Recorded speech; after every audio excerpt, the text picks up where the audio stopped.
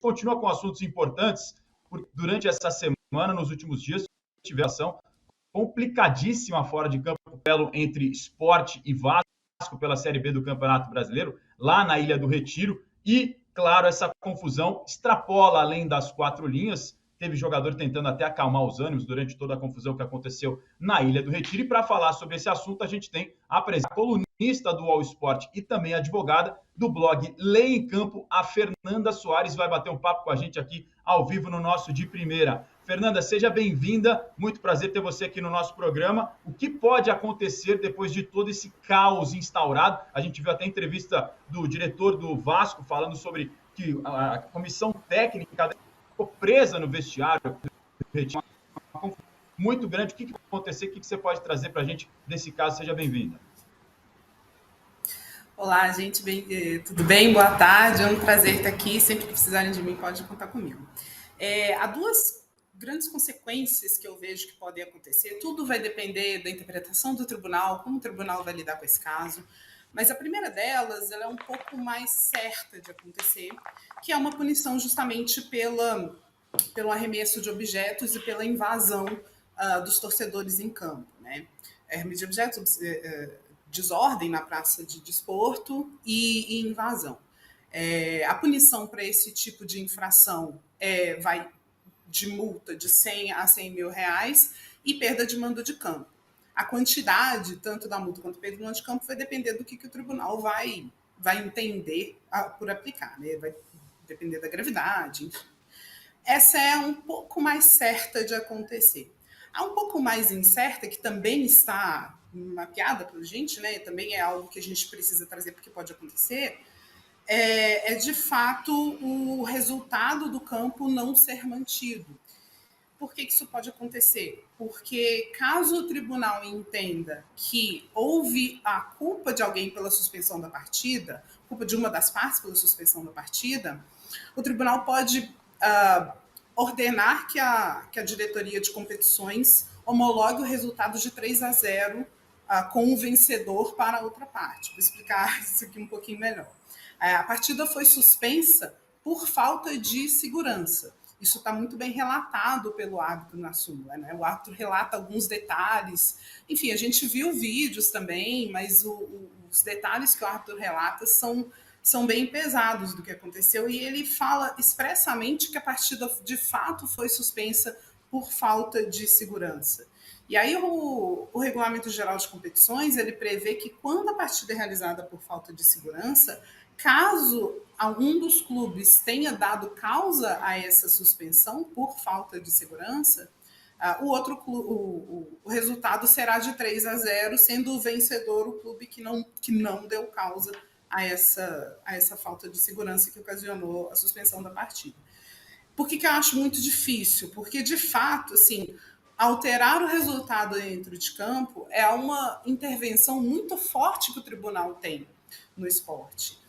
Então, isso não acontece o tempo todo, a gente não vê isso o tempo todo, isso é bom que não aconteça o tempo todo, a gente não quer que os tribunais resolvam quanto as partidas, a gente quer que o resultado da partida em 4 linhas se mantenha. Então, o tribunal, de fato, tenta não fazer isso. Então, casos similares também, a gente já viu, infelizmente, isso não é a primeira vez que acontece, então casos similares foram julgados pelo tribunal e o tribunal, de fato, manteve a punição no primeiro caso que eu mencionei, né, de aplicação de multa mais perda de mando de campo. Então, resumindo, há essa possibilidade, mas eu acho muito remoto. Acompanhando a gente aqui no chat, o Lucas Felizbino disse que são necessárias decisões que ajudem a mudar a cultura das torcidas. Infelizmente, a gente teve realmente vários casos nesse ano de briga, violência, invasão de campo, e até nesses últimos dias também tivemos na Série A do Campeonato Brasileiro com Cuiabá e Ceará. Nesse caso, Fernanda, embora ainda não tenha mais informação tão atualizada em relação à súmula, você imagina que tenha algo de semelhança na possibilidade de punição ou de gancho com esse jogo de Sport Vasco pela Série B? Sim, os casos são semelhantes, como você mencionou, a gente ainda não tem a súmula, né? A CBF ainda não publicou a súmula, até onde eu vi 5 minutos atrás, a CBF não tinha publicado ainda a súmula no site, então a gente ainda não consegue ver exatamente o que o árbitro vai relatar, Mas pelas imagens, os casos são semelhantes. Então, de novo, pode haver ao Ceará uma punição de multa e perda de mando de campo, e, caso o tribunal entenda por bem, atribuir ao Ceará a culpa pela suspensão da partida, que a partida também foi suspensa, isso tudo no finalzinho, né? Lembrando que, assim, ambas as partidas foram suspensas no final, então não há de se falar em retomar a partida, tá? Depois de 30 minutos, o resultado proclamado vai ser aquele mesmo. Então, se o tribunal entender que houve uma culpa do Ceará, também pode ser que seja atribuído o resultado de 3-0 em favor do Cuiabá. Mas, Razan, de eu novo, tenho uma ambas situações são pergunta para parecidas, mas Fernanda. Sim.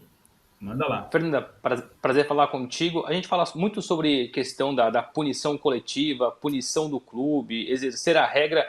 Eu vou partir agora para o lado mais individual. Tendo em vista nesse jogo do Sport e contra o Vasco, um bombeiro ou bombeiros terem sido agredidos, para piorar no caso, bombeiras, ou seja, mulheres, seria mais fácil para essas pessoas que foram agredidas criar um boletim de ocorrência próprio contra os agressores, ou seja, existe a punição desportiva que o clube vai sofrer, mas talvez seja uma ideia mais fácil de punição prática, punição rápida, os bombeiros agredidos denunciarem e prestarem um boletim de ocorrência contra os agressores? Bruno, prazer, Bruno. Uma coisa não impede a outra, pode haver ambas punições, né? Então, é possível punir o agressor, o CPF, né, do agressor, e é possível, e aí essa punição, ela está fora da esfera desportiva. Dentro da esfera desportiva, a gente pode responsabilizar o clube, né? Os clubes são responsáveis pelas atitudes dos torcedores, é por isso que a gente pune o clube nesse caso. Mas aí eu estou falando de uma punição em esfera desportiva, estou falando de multa para o clube, falando de perda de mando de campo, a gente está falando de inversão de resultado, de alteração de resultado, perda de ponto para um lado para o outro. Tudo isso são punições desportivas. Elas têm um impacto muito forte, né? Punições esportivas, especialmente se tirar ponto, né? Punições esportivas têm um impacto forte e o esperado é que esse impacto faça com que haja uma mudança cultural e que essas coisas passem a acontecer com uma frequência menor. Mas essas são punições que são construídas dentro do ambiente desportivo. Nada impede que também haja punições fora do ambiente desportivo. Então, quando você está falando de BO, a instauração de um inquérito ou algo que saia do ambiente esportivo, é totalmente possível que também haja. Então, a gente está falando de adição. Para reforçar que a punição para o clube é fundamental, eu acho que até para poder mudar um pouco a cultura atrasada do futebol brasileiro, mas sem desassociar a punição individual, que é tão importante quanto, especialmente num caso tão grave, uma agressão contra uma bombeira. Era só isso, 2 punições importantes, âmbito desportivo e âmbito individual. Era isso, obrigado. Afinal de contas, Inclusive, o futebol não é uma ilha isolada da sociedade, né, Fernanda? Perdão.